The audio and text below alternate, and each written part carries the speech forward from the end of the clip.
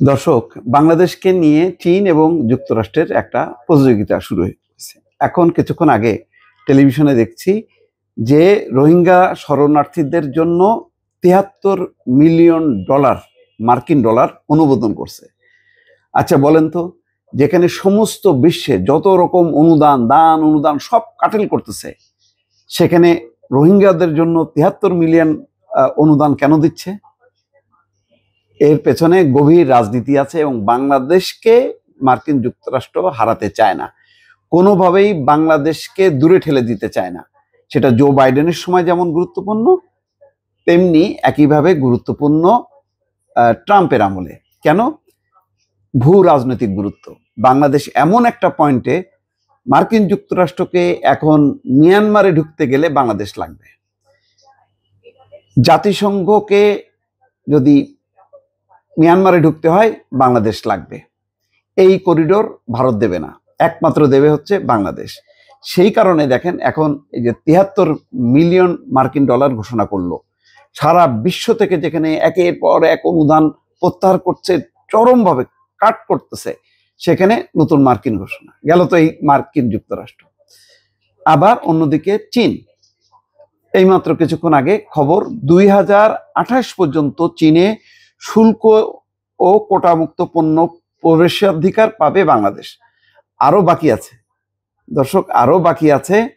এখন প্রাথমিকভাবে আজকেই তিনি পৌঁছেছেন, আজকেই ঘোষণা 2028 পর্যন্ত চীনে শুল্ক এবং কোটামুক্ত পণ্য প্রবেশাধিকার পাবে।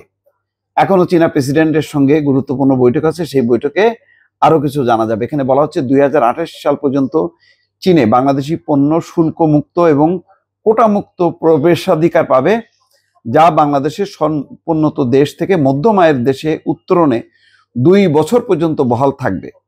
বৃহস্পতিবার হাইনানের উপকূলীয় শহর, একটা উপকূলীয় শহরে গেছে বার্ষিক সম্মেলন, এটা কি বোয়াও ফোরাম ফর এশিয়া বার্ষিক সম্মেলনের ফাঁকে বাংলাদেশের প্রধান উপদেষ্টা ডক্টর মোহাম্মদ ইউনূসের সঙ্গে বৈঠকে এই তথ্য জানান চীনের উপপ্রধানমন্ত্রী ডিং শিয়াং।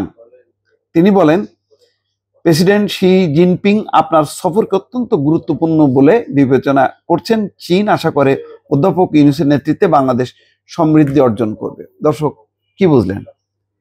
চীনও এক মনে করছে যে শেখ হাসিনা মুক্ত বাংলাদেশ, ভারত মুক্ত হয়েছে। তার যে একটা বড় বাধা ছিল ভারত, সেই বাধা কেটে গেছে।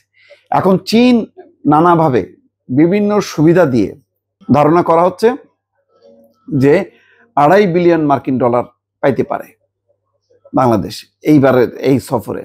এছাড়াও অন্যান্য সুবিধা তো দেখলেন, বাণিজ্য সুবিধা দিচ্ছে। আর মার্কিন যুক্তরাষ্ট্র সারা বিশ্বে যেখানে দান অনুদান সব কাটেল করতেছে, সেখানে রোহিঙ্গাদের জন্য তারা ৭৩ বিলিয়ন মার্কিন ডলার অনুমোদন করছে। আজকের এটা ব্রেকিং খবর। বাংলাদেশ অত্যন্ত গুরুত্বপূর্ণ। বাংলাদেশের সামরিক কমান্ডার যখন নাকি বাংলাদেশ সফর করে গেছেন, সেনাপ্রধানের সঙ্গে বৈঠক করেছেন, ডক্টর মোহাম্মদ ইউনূসের সঙ্গে কথা বলেছেন, তখন তারা বলেছেন বাংলাদেশকে তাদের লাগবে। মোট কথা, তারা একটা রুট খুঁজতে চায়, আর বাংলাদেশের রোহিঙ্গাদের জন্য দরকার এই নতুন রুট। এই রুট দিয়ে রোহিঙ্গারা তারা তাদের দেশে প্রবেশ করবে। এই হচ্ছে পরিস্থিতি। দর্শক, হয়তো আরো সুখবর অপেক্ষা করছে বাংলাদেশের জন্য। ভালো থাকবেন। আল্লাহ হাফেজ।